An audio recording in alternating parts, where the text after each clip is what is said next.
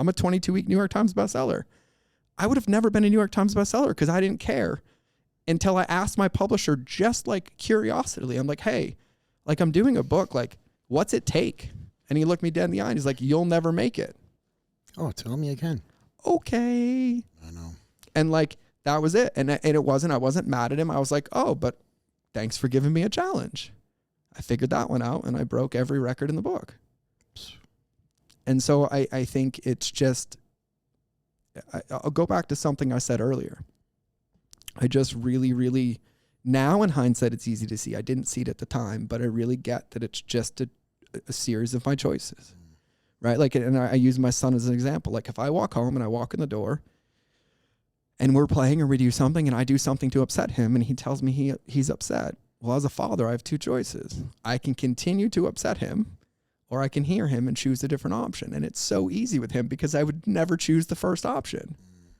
But as a human, I'd be met with the same thing and I would just continually beat myself up.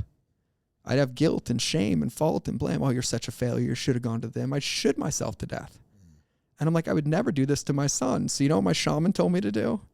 He made me change the background of my iPhone to a picture of me when I was 5 years old. And he told me I had to keep it until I could look at it and never be mean to myself again. And it stayed as the background of my phone until 2 years ago. Wow.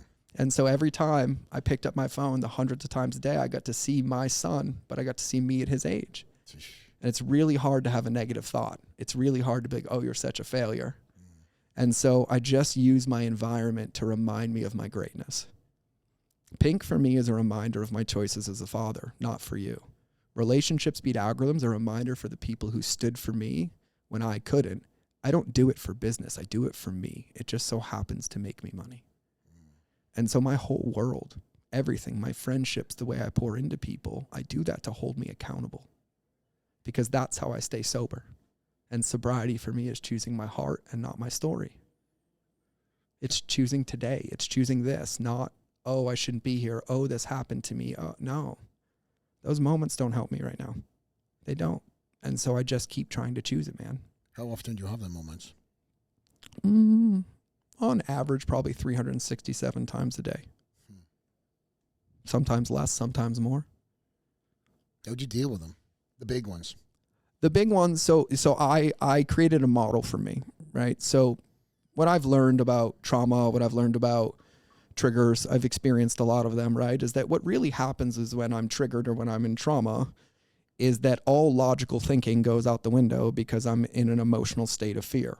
So any logic is gone, right? And I cannot be left alone to make decisions in that space, right? And one of my favorite things to my clients I say is, be present to never create permanent undesirable results based on temporary feelings. And so I think about the amount of times in my life where I was upset in a moment and I said something, found out after there was no reason to be upset, but the thing I said caused permanent damage. Yeah. Right?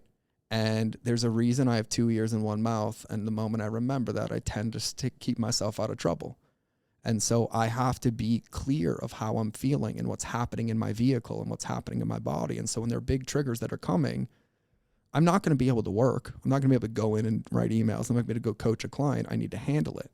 And so I created a model for me. I call my SOS model, right? And so for me, when I would have big emotional triggers, my wife would support me. She'd tell me to breathe or go for a walk or remember this thing, right? And for me, sovereignty is being one with myself. Like, no one can fix it. You can't fix me. You can't make me take the choice. I can. So my job is to find tools that I can pick up when I feel out of control, that I can fall back on and that I can use. No different than I'm David Goggins and I'm running a 240-mile race. Something might happen. So if it does, can I pick something up and keep going? Right? Like that's kind of like the thought process that I have. And so what I recognize is that throughout my day, I'm crystal clear. I'm going to do this day, I'm going to do this day, but I'm going to get punched in the face. Guaranteed. I'm going to get hit with a lawsuit. I'm going to have a business partner fly in town with a 911. I'm going to have an emergency FaceTime at 11 p.m. last night that just led to an employee quitting this morning, which saved the company. Like, there's things that I can't predict in my day, but to pretend they're not coming is silly. To pretend that every day is unicorn and rainbows is silly. So I just assume I'm going to get punched in the face. And so I ask myself, what's going to happen if I do? And there's times I get punched and I didn't see it coming. And so when I don't see it coming, I know I can't necessarily do it in that state, right? I need a state change. And so I created a model I call my SOS, right? There's an inner circle. I call them the inner tools. There's the next circle. I call the inner circle, and the outer circle, I call the outer circle. Really, really hard. In the middle, the inner tools. This is anything that you can use by yourself to create a pattern interrupt in under a minute, right? So working out, going for a walk, listening to a song, reading a book, doing breath work, dancing, yelling, screaming, building Legos, like anything that is a pattern reset, pattern interrupt, anything different than what you're currently experiencing, right? The inner circle is up to 9 people in your life who hold you accountable to your potential but don't believe your story. I.e. Allie or me or you for me. Don't believe your story? Don't believe the story that you're telling yourself. Oh, I see. Yeah.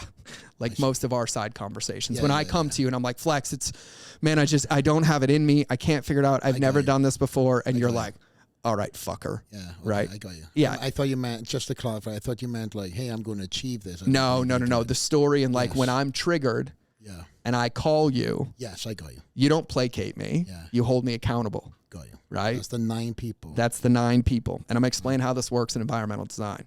And then I have the outer circle, right? And these are people that are one-offs, right? My lawyers are in the outer circle. My accountants in the outer circle. Some of my friends are in the outer circle. Anywhere where I could have problems, things in my life, things that come up. It's almost like my Rolodex of solutions, right? Mm-hmm. So what ends up happening is on my iPhone, if you open the notes on my iPhone, the pinned note on my iPhone is my SOS. And so what it lists out is it says, whenever you're triggered, this is your SOS, inner tools. And on the inner tools, my number one inner tool for me is walking in nature. If I'm upset, if I'm triggered, you've seen me do it. I go outside and sit in the sun, right? I go outside, that clears my head, helps me process my emotions, right? The next thing for me is breath work, right? Sitting down, dropping into like 5 minutes of breath work, right? And then the third one is like a hard hike. Like, you love them hikes. Bro, that's where I find my demons, man. Like, there's a book that, and listen, I have an incredible recommendation for everybody listening, and especially like everybody who has this mindset, bodybuilders, everybody. The book is called The Comfort Crisis by Michael Easter. You heard that, Tyus? The Comfort Crisis by Michael Easter. And I'm obsessed with the Japanese term of misogi, right? So everybody can Google it, look it up. It's an incredible thing, but I do one a month. But there's 2 rules about misogis. Number 1, you have to have at least a 50% chance of failure. And number 2, you can't tell anybody about them. Just told me. No, you don't know which ones I did. I'm playing. But they're a space for you to figure out who you are. So I'll talk about one of them, one of them in particularly for me.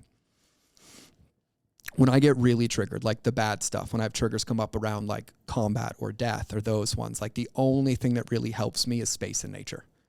No one talking to me, no other therapist. Like I know what I need in that space, right? Straight quiet time. And so when I go out there, I know I'm emotional. Like I know I can feel it. It starts as anger, right? And anger is like a secondary emotion because I know I'm sad underneath it, right? So I'm like, throw the weight vest on, right? I'm like, I'm gonna break this. Let's go, right? And then like you're like, oh, and then the moment you commit, that anger turns to tears because I'm alone in the woods. There's no one to hide. It's just me.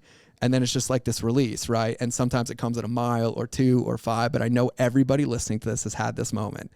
You're like walking on the treadmill, like minute 30, you get the best idea of your life or the most clarity you've ever had, right? Or like you're in the middle of a set and you drop in flow state and you're like, I have to stop right now. I need to go write this down, right? We know what those things are because what we're doing is we're forcing ourselves into presence and we're forcing ourselves into movement. And the movement is processing the emotions and the trauma, right? One of my greatest teachers, one of my healers who was actually a doctor-trained psychiatrist and then became a shaman, always reminds me, and he's like, if it's coming up, it's coming out. And what he means by that is if you're feeling sadness, that means your body's releasing it. It's not going back in. Like you're not going to be sad, but if you push it back down, you're going to be sad. You're suppressing it, right? So for me, hiking is that thing. But I always like to have a finish line. I don't like committing to things openly. I need to know, and I know you know what I'm talking about. And so it scared me. And so I was like, all right, I'm going to do a hike. And all I did is I'm going to set a timer and I'm going to hike out for 6 hours. Thank you for watching this segment. Check out the full interview on iTunes, Spotify, or YouTube. Help us by subscribing, leave a like, comment, or a positive review. Click this to see what YouTube recommends, and this to see the full interview. See you on the next one. Out.